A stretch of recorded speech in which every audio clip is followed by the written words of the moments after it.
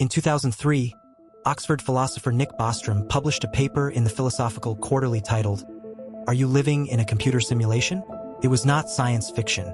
It was a rigorous logical argument, and it concluded with something genuinely disturbing. At least one of three propositions must be true. Either virtually all civilizations go extinct before becoming technologically mature, or virtually all technologically mature civilizations have no interest in running ancestor simulations, or we are almost certainly living in a computer simulation. 17 years later, Elon Musk told a live audience at the Decode conference that the probability that we are living in base reality, actual physical reality, is 1 in billions. These are not fringe positions. They are the considered conclusions of some of the most technically sophisticated minds alive, reasoning carefully from the known trajectory of computing power. But what no one in the mainstream simulation debate mentions is that this is not a new idea.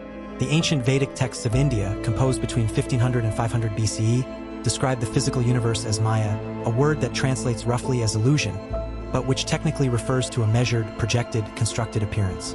Not fake, projected. The Vedic concept of Brahman is the substrate from which Maya emerges, an infinite, undifferentiated consciousness that generates the apparent multiplicity of the physical world as a kind of continuous creative act. This is not metaphor dressed in ancient language. This is a precise philosophical model of a simulated universe, predating Bostrom by approximately 2,500 years. The next episode is already in my profile. Subscribe so you don't miss it. The physics of simulation is more advanced than most people realize. Physicist Silas Bean and his team at the University of Bonn published a paper in 2012 showing that if the universe is a simulation running on a lattice-type computational substrate, the most efficient architecture for a physics simulation, it would produce a specific measurable cutoff in the energy of cosmic rays. Cosmic rays above a certain energy threshold would not exist, because the simulation's resolution doesn't extend that far. In 2007, the Pierre Auger Cosmic Ray Observatory published data showing that ultra-high-energy cosmic rays above approximately 60 eeV are systematically absent from the observational record. The GZK limit, named for the physicists Grizin, Zatsepin, and Kuzmin who predicted it in 1966, provides a conventional physics explanation. But Bean's team noted that the GZK cutoff signature is indistinguishable from the resolution limit of a computational lattice.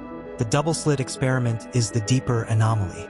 A single photon, fired at two slits in a barrier, passes through both slits simultaneously and interferes with itself, unless observed. The moment measurement occurs, the photon resolves to a single trajectory. The act of observation collapses the probability wave into a specific outcome. This is not a metaphor for consciousness affecting matter. This is the documented behavior of matter at its most fundamental level. The universe does not render outcomes until they are observed. It maintains probability superpositions, multiple simultaneous unrendered states, until a measurement forces resolution.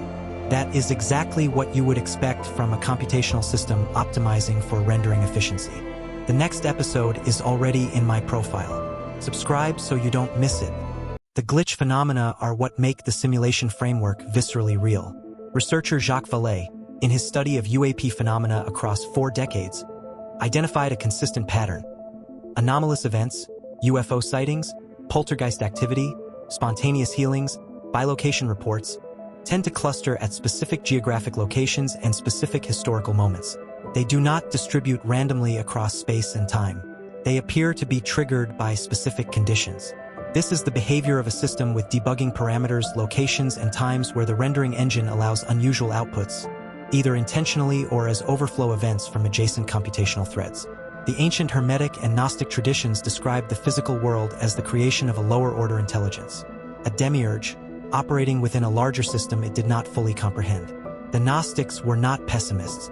They were describing a specific technical architecture, a nested simulation, with the operators of the inner layer unaware of the outer layer's existence. Consciousness in this model is not produced by the simulation. It is the substrate the simulation runs on. It is what Bostrom's post-human simulator would be made of.